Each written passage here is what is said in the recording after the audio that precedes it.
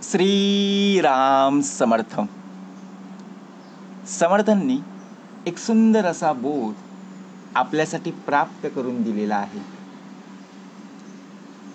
धैर्य हे प्रेमासारखं आहे. नुसत्या आशेच्या बळावर ते वाटेल तितकं वाढतं. जसं प्रेम, समर्थ म्हणाले, केवळ आशा आणि विश्वासावर आधारित असतं. आपण प्रेम करत असतो, प्रेम देत राहावं, प्रेम घेत राहावं, तरच आयुष्याला खरी मजा असते. कारण आता प्रेमळ स्वभावाची माणसं पाहायला मिळत नाही. प्रत्येक स्वभावामध्ये राग असतो आणि त्याच रागामुळे आपण प्रत्यक्षात बघा एकमेकांशी बोलणं बंद करतो. परंतु आशा आणि विश्वास जर प्रत्यक्षात आयुष्यात असेल तरच त्या प्रेमाला किंमत आहे. तसं धैर्य देखील केवळ सकारात्मक भावना आणि दृढ विश्वासामुळे वाढू लागतं. ज्याप्रमाणे आपण विचार जर केला, सकारात्मक भावना आणि दृढ विश्वास, आपल्यामध्ये सकारात्मक भावना केव्हा प्राप्त होईल, सकारात्मक दृष्टिकोन आपल्यामध्ये केव्हा प्राप्त होईल, जर आपला विश्वास असेल तरच ना. नुसता विश्वास असून उपयोगाचा नाही, तो दृढ असला पाहिजे. एखाद्याने कोणी आपल्याला काम सांगितलं, ते काम जर आपण केलं नाही तर त्या व्यक्तीचा आपल्यावर विश्वास राहील का? नाही राहणार. मग त्याचा पाहण्याचा दृष्टिकोन कसा राहील? सकारात्मक राहील का? नाही. तो आपल्याला त्याच दृष्टिकोनातून पाहिल की ही व्यक्ती आपल्याला मदत करणारी नाही. मग विश्वास आणि आशा ठेवणं गरजेचं.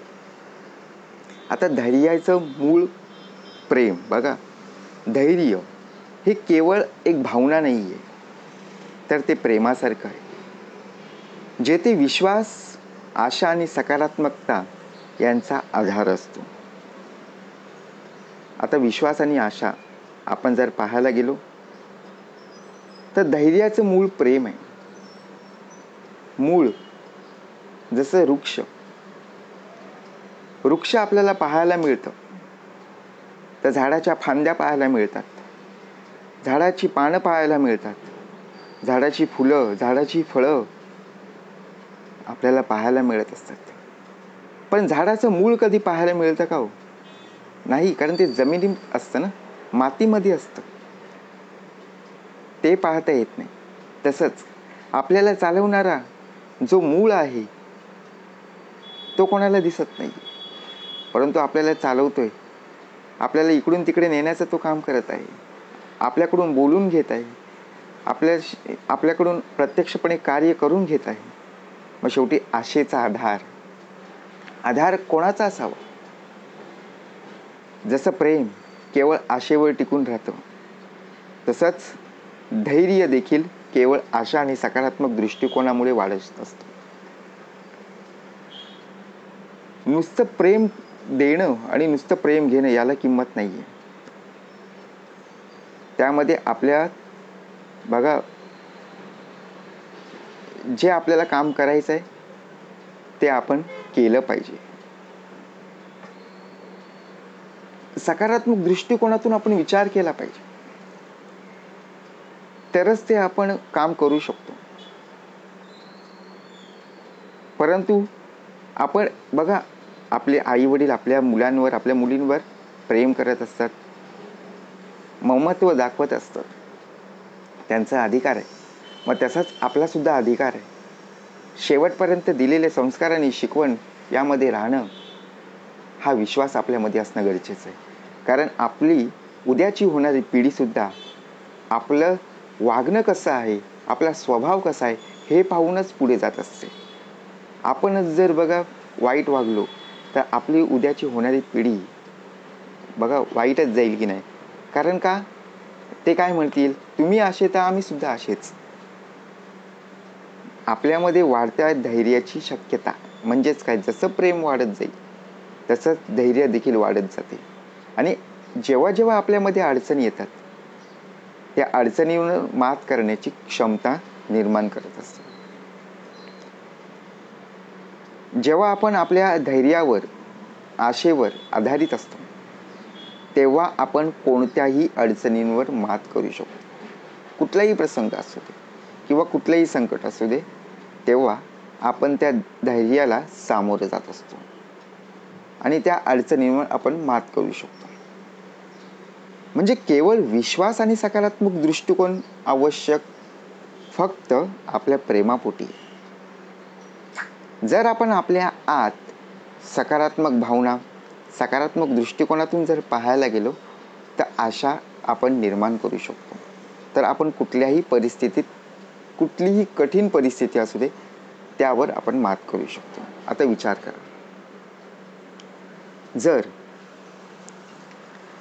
आपण एखादं काम करत आहोत आणि ते काम करत असताना आपण विश्वासाने ते काम करायचं ठरवलं, तरी सुद्धा आपल्यामध्ये अडचणी येत असतात.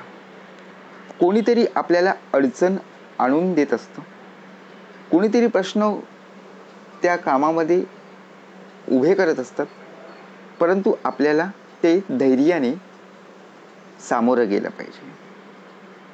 आपण घेतलेलं काम, त्या कामावर आपला विश्वास असणं गरजेचं आहे आणि आपलासुद्धा विश्वास असणं गरजेचं आहे. आपण जर घेतलेल्या कामावरच विश्वास नसेल तर ते काम पूर्ण होईल का? आता बघा, आपल्याला आवडणारी वस्तू आपण प्रेमाने घेत असतो. इच्छा आहे, मागणी आहे, जर आपल्याला ती गोष्ट मिळालीच नाही, मग शेवटी ती इच्छा सुद्धा राहून जाते आणि ती जी गोष्ट आहे किंवा वस्तू आहे ती सुद्धा राहून जाते. मग जीवनाला अर्थ आहे का? नाही ना.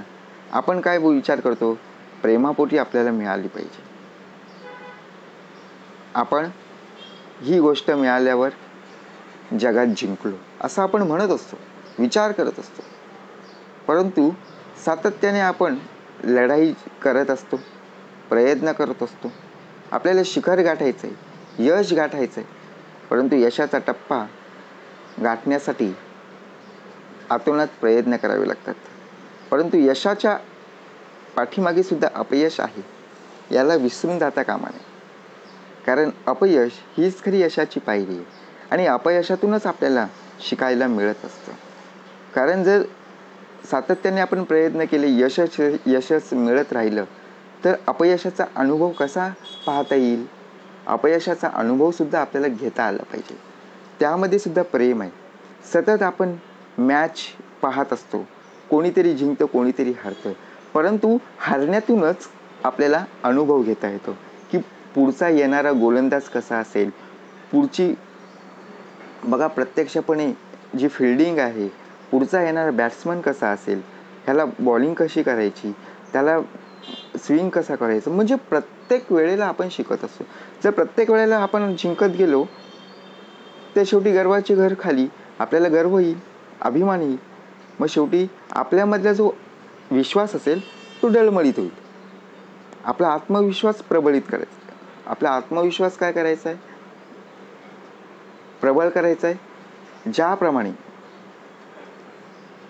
नुसतं विश्वासावर आधारित, तर त्यासाठी मेहनत, त्यासाठी सराव, आतोनात प्रयत्न करणं खूप गरजेचं आहे. जे येत नाही ते केलं पाहिजे, जे येतं ते करून उपयोगाचं नाही आहे. म्हणून भाग कसा दिलेला आहे? सकारात्मक दृष्टिकोन का गरजेचं आहे? बरोबर की नाही? कठीण परिस्थिती किंवा चांगली परिस्थिती असो, सोपी परिस्थिती असो, त्या अडचणींवर आपल्याला उभं राहता यायला हवं. म्हणून समर्थांनी उत्तमाचा भाग दिला. धैर्य हे प्रेमासारखं. आपण पाळलं तर प्रेम, नाही पाळलं तर राग, क्रोध, मत्सर आहेतच. धीर धरला पाहिजे ना. प्रत्येकजण विचार करतो, परंतु प्रत्येकजण तसा वागत नाही आणि अनुभव सुद्धा आपल्याला पाहायला मिळत नाही. म्हणून समर्थ म्हणाले, धैर्य हे प्रेमासारखं आहे. नुसत्या आशेच्या बळावर ते वाटेल तितकं वाढत असतं. जय जय रघुवीर समर्थ.